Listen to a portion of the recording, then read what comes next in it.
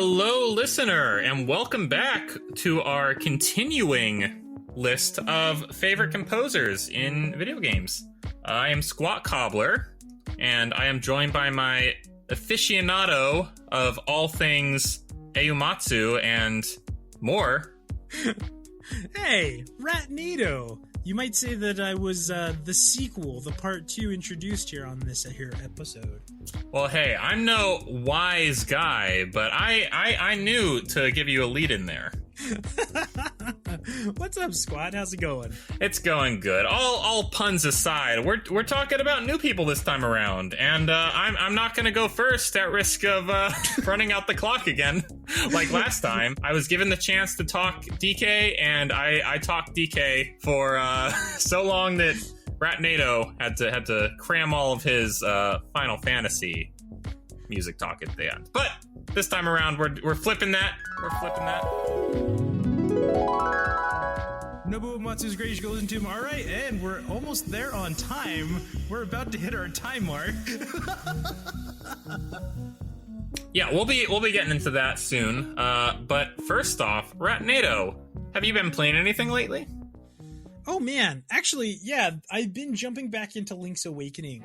I've been kind of just playing around in it again. It's funny you say that, because just yesterday, after well over a year in a different set of hands, I have reobtained Link's Awakening for Switch from Natsumori. So maybe I'll hop back into. I never did much of the Dungeon Maker in that, so maybe I'll give that a bit of a try. But yeah, how's that going for you? You playing the DX version? No, I'm actually just playing the Switch version as well. Kind of just as a screw you to Chunky Cat, because it's not a Zelda. It is a Zelda game. Come on, at its core, and it's one of the best Zelda games. And man, the music is just so good. The visuals are great. The story's so cute. What is there not to love? Audio says there's nothing not to love. It's absolutely charming. It's beautiful. The art style is timeless, even in the Game Boy style of things. It's all kind of chibi, so it ages really well. Yeah, I really like Link's Awakening. Time has been very kind to it, and it's grown on me considerably since I last finished it up in the summer of 2021. And I don't know if I'd say it's my favorite 2D Zelda, or if it's even in the top. You know what? No, I'm gonna say it's in the top 3 for me of 2D Zeldas. It's really had a profound effect on me. That ending is really something special. If you know, you know. You guys can't see it, but I'm pointing at my nose. If you knows, you knows. Yeah, well, that's great, Ratnado. I have been doing a little bit of cleaning up my library on PC, and in between that, when I'm cataloging on my backlog, when I'm sorting into files so I can just quickly launch things, I load up a little bit of a new free game. It's not a new game, but it is newly free. Fall Guys? Free for all? Oh. I've joined the masses. I never once touched it before it became free on Epic, and I mean, now it's on like literally everything. It got the Fortnite treatment, it got the Fortnite treatment, it got the Rocket League treatment. Yeah. You just make it available to everyone, and it suddenly has a resurgence in popularity. Exactly. Man, yeah, I didn't know that, but everyone's been playing it lately. How do you like it? I mean, it's literally just a time killer, like mindless. Yeah, it's fun. I like it. It's nothing too deep. It's just basic platforming. You get cosmetics. I'm resisting the urge to invest in any microtransactions, so that's not happening. And I'm just slowly grinding my way up. But we talked about the cosmetics in Fortnite a couple weeks ago. Now, man, there's all kinds of skins and outfits in Fall Guys based around all kinds of properties. Including, and I don't know if this is still applicable now, I don't know if they've moved on from this season yet or not, because I haven't checked in a while, but the level 100 costume that they would give you is the OG Mechagodzilla skin. Whoa! So I'm like, do I really want to grind to level 100 in Fall Guys? No, not really. Do I want that skin? I can't lie and say that I don't. You do want it. Wow, I did not know that. That's crazy. Apparently, there's a solid snake skin. Yeah, just other ones I've seen. There's an Altair Assassin's Creed skin. There are Among Us skins. It feels like Fall Guys and Among Us kind of like came one after another, because that was right when I first started streaming. Those games were like huge. Yeah. And right as soon as Fall Guys started to sunset in popularity, Among Us just picked up big. So it's funny to see them both in the same game. Yeah. And then tons of other. I think there's Sonic courses, maybe even skins included as well. So I'm sure just about everything's in Fall Guys at this point. It's been out for a while, but yeah. I'm sorry to disappoint any of you that I'm turning into a normie and just playing Fall Guys, but hey, it's free, it's mindless, just a time-killing, fun little platformer. So yeah, I like it, but it's nothing. I'm not saying it's like amazing or anything. It's fun. Imagine being a normie. Imagine being a basic bitch. I certainly can, as Mooncat Gap has frequently called me for eating stoofers, which Zach J revealed was a mainstream frozen microwave dinner. Jeez. Thank you, Zach. I know you're out there. You're listening on this probably the afternoon this episode releases, because you rock. Yeah. And he brought that to my attention. So now I know. I'm a basic bitch. Wait, she talks about you behind your back for eating stofers? I thought it was stofers. That is what the general populace refers to it as, Ratnado. But it's stoofers to me, because that's how I said it when I was foolishly live and people could hear me. So Mooncat Gab and Zimu and others are now very fond of me saying stoofers, and it's become a little bit of a. We won't talk about what it's become, but it's a thing. It's a thing if you know. Yeah. I think I'm going to take this and make it soundbite on my stream now. Stoofers. Just stoofers. Awesome. Well, that's great. Fall Guys, I think that's fun. If you're having fun, who really cares? I never got too much into it, but, people love it. It must be good for a reason. It must be popular for a reason. The reason is because it's free now. So, and I think when it came out, it was free on PS Plus. So it's probably, being free really helps the game. It really helps the game in a lot of ways, especially if you got those micros. Yeah. Anyway, enough about Fall Guys. Enough about Link's Awakening. Ratnado, we're here to resume a discussion we had a while ago. Top composers. We made a Spotify list, which we'll be doing again. We had a long discussion about two gentlemen, David Wise and Nobu Ematsu. But this time around, we're talking different people. We're talking different composers, perhaps even different franchises. That remains to be seen. But I don't know Ratnado's. Ratnado doesn't know mine, so I guess we'll just get into it. Ratnado, who is your number 2 favorite game composer? I'm going to tell you right now, and I picked it just so Squat couldn't pick it, and I know exactly who it is. My heart is a-fluttering, and I'm... No, just kidding. I'm just kidding. I know who Squat is going to say. My number 2, it was really hard to come to a conclusion on, because I think after number 1, to me, everything else kind of feels the same. Like, everything I respect it is on the same level. And I think too, a lot of the stuff that I really love is not necessarily just like one composer, but an experience that's been brought together. So I'll get more into those. I think I'll get more into like the lesser and lesser, like, oh, I know their music and it's like phenomenal. And I'm going to try and get some English composers in there, or at least get out of Japan, because my second is another Japanese person. Yoko Shimomura. Have you ever heard of that name before, Squad Cobbler? I have heard the name. What does he frequent one series, or does he kind of bounce around between a studio? She. Oh, well, there goes me being ignorant, not knowing gendered Japanese names. We can go in there. You can fix it. Actually, hang on. You know what? We'll keep this in because I did not recognize it at first, but now that you mention it, I do know her work. Yes. And she not only works with a game series I'm very familiar with, she works with another game series that I know some of our listeners are very fond of. Yep. She is very involved in the Smash Brothers team's compositions. Their arrangements of all different kinds of tracks from so many different series, because pretty much the way it works is Smash's music team will pretty much arrange all these different artist tracks in-house, so they do all the different styles of music, and she is one of the very prominent ones in that world. But Ratnado, I know she also, along with is it Hikari or Hikaru?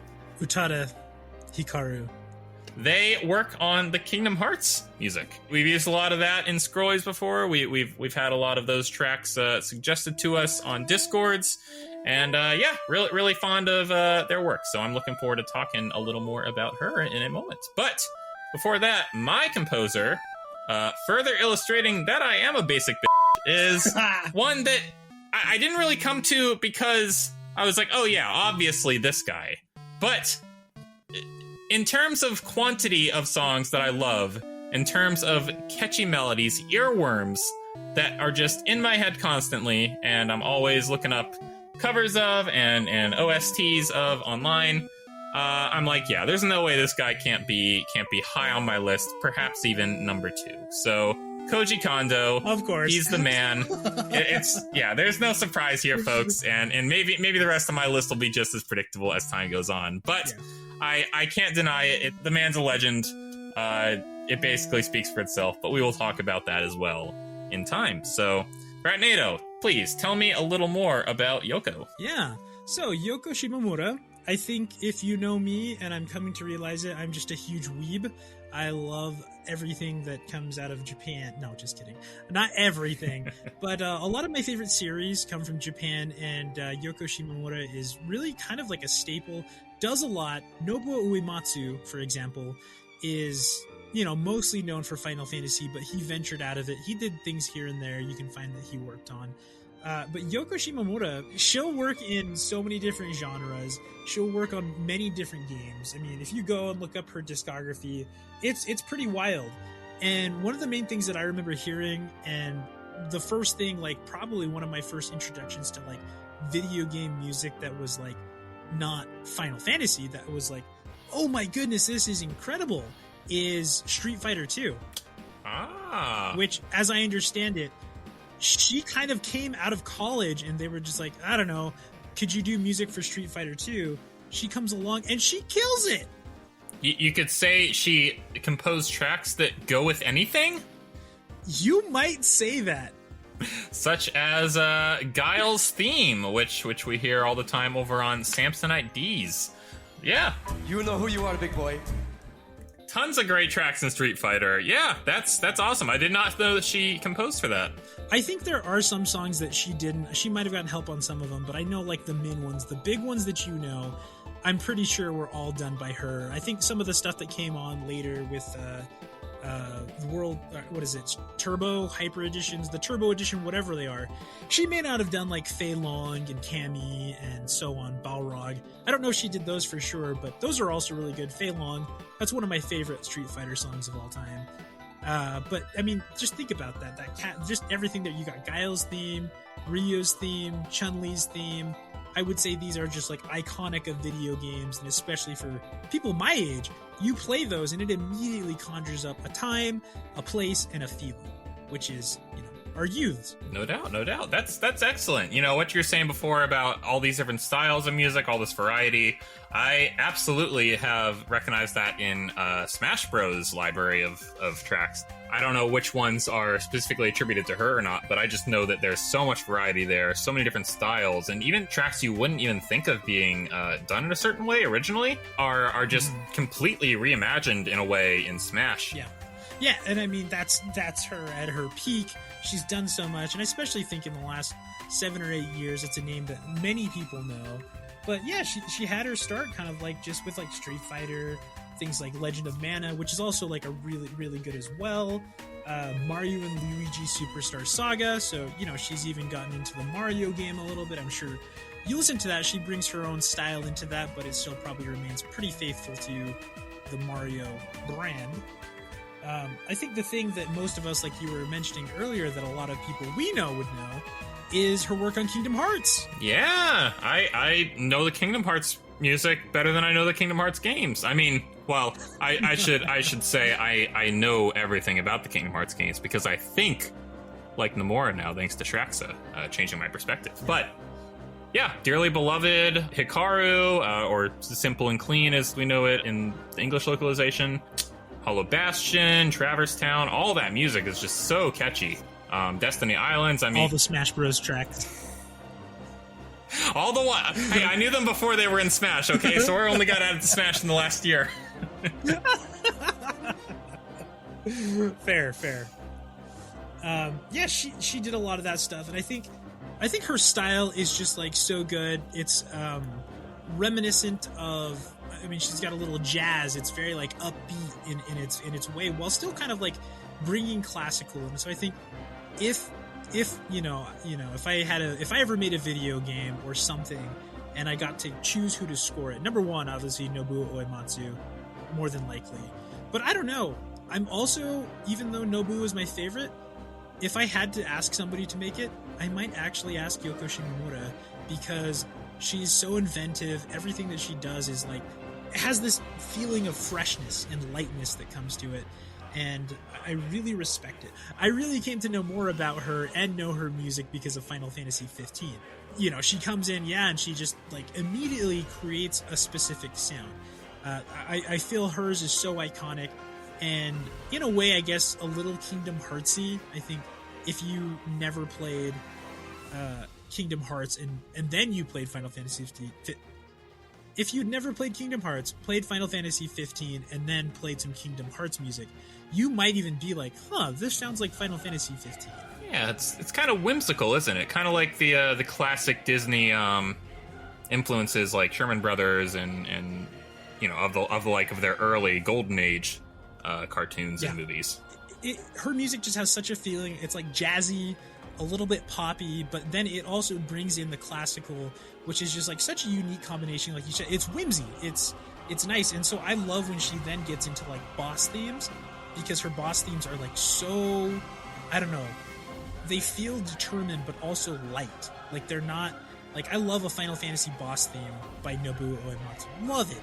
But those feel so, I don't know, aggressive and those types of things. Whereas hers, like like you said, it brings like this kind of like dreamlike quality to it, which is perfect for Kingdom Hearts, obviously. Of course, yeah. And you know, I have hours of experience in Kingdom Hearts 2.9, so I can speak to that and to know others. But the boss themes in that, they felt very epic, but in a way that didn't feel like, I guess, the fate of all reality was at stake, as I think it becomes in other Kingdom Hearts games. But early in that, it felt very tied to the world. It felt very tied to the setting of the Disney movie that was taking place in it. But also, you know, there was this other influence of the more square anime Final Fantasy brought into it, where, you know, orchestral, huge in scope, but also very personal and centered on the characters that people love so much from that series. Yeah, I think she's a perfect fit for it.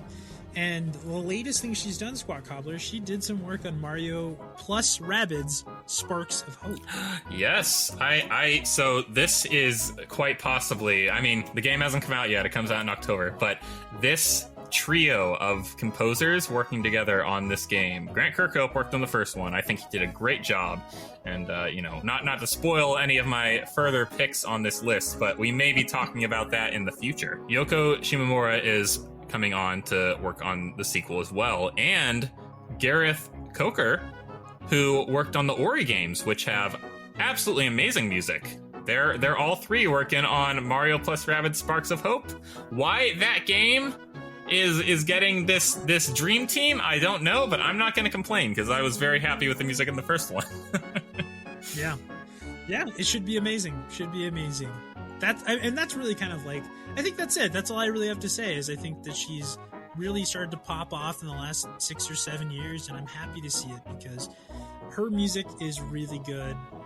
That game that I got, Melody of Memory, it's just so fun to just listen to the music and just play it. And she's great. But Squat, what about yours? Let's talk about yours, because, man, we need some time for this.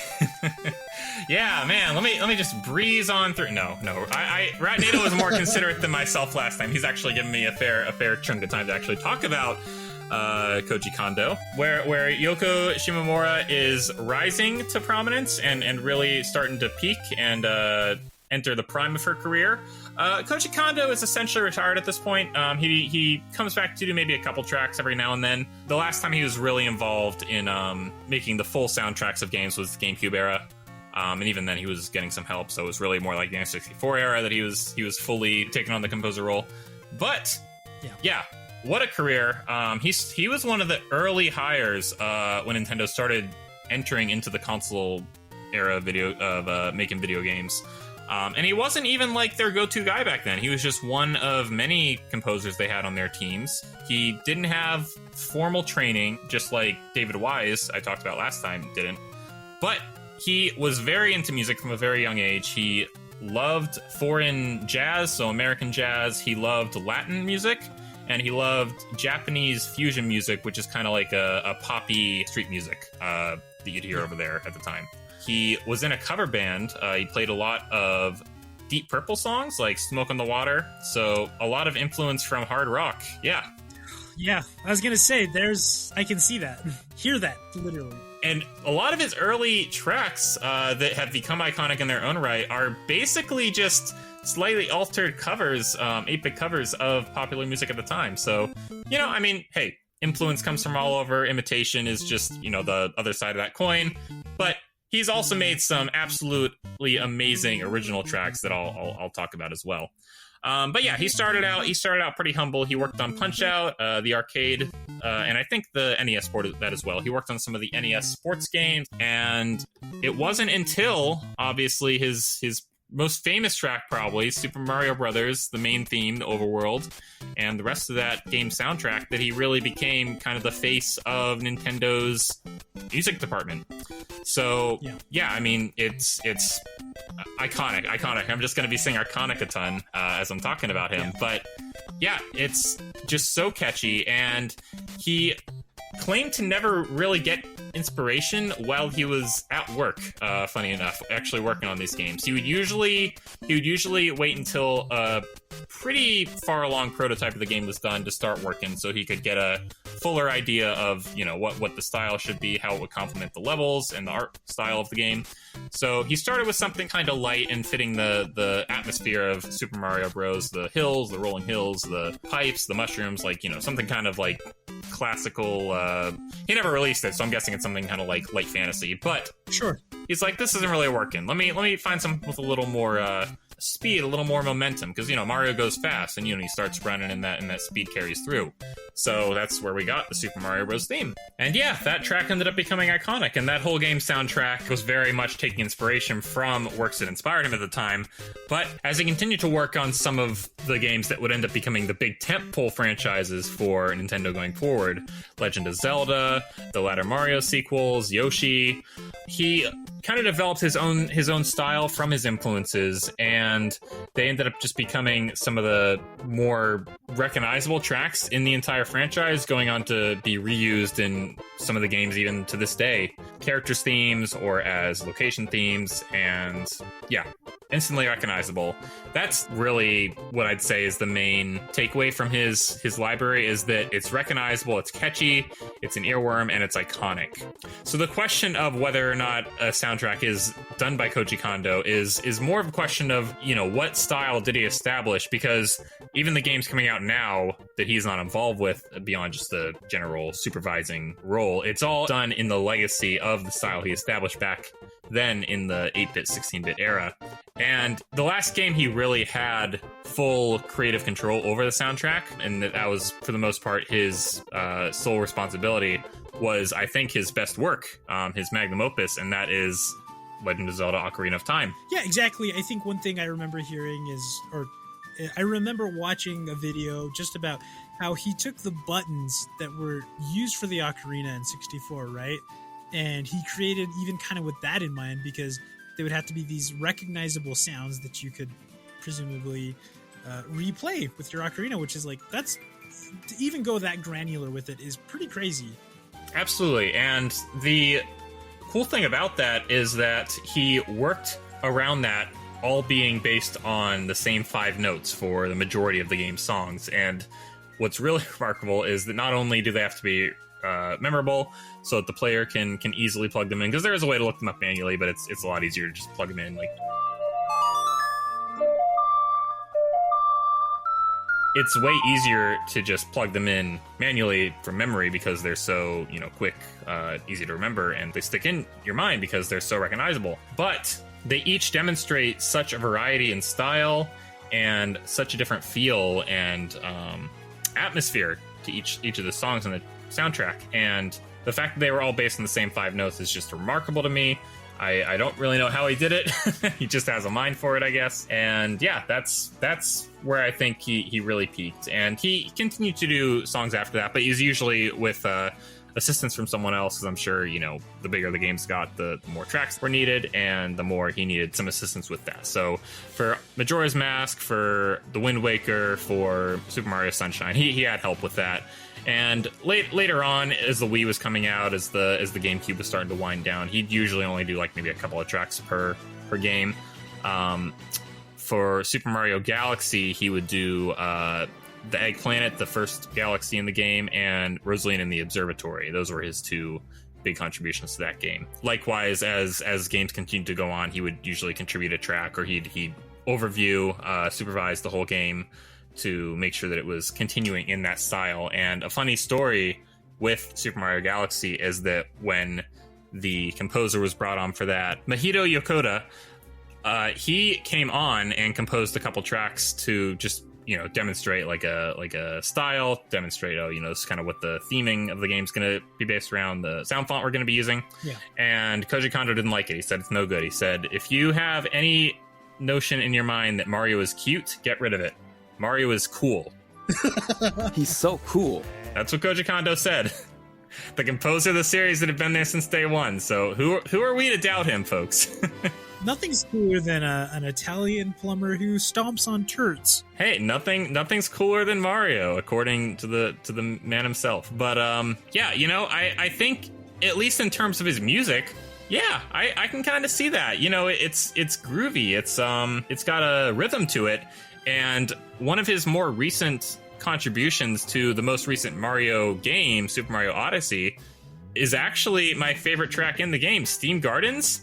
It really takes a lot of that rock influence from his youth, and it gives it kind of like a surf rock, like a beach band. It has that kind of a vibe, and I just love that track. I didn't even know he did that until I was doing research for this episode. But yeah, he did a few tracks in Super Mario Odyssey, and that's one of my favorite ones.